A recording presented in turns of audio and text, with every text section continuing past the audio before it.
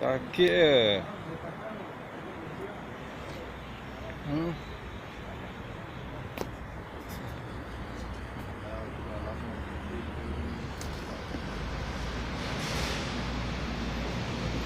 Yang kaki dia ikat ke? Iyalah, kaki dia ada tali. Yalah, bila dia ikat, itu sebab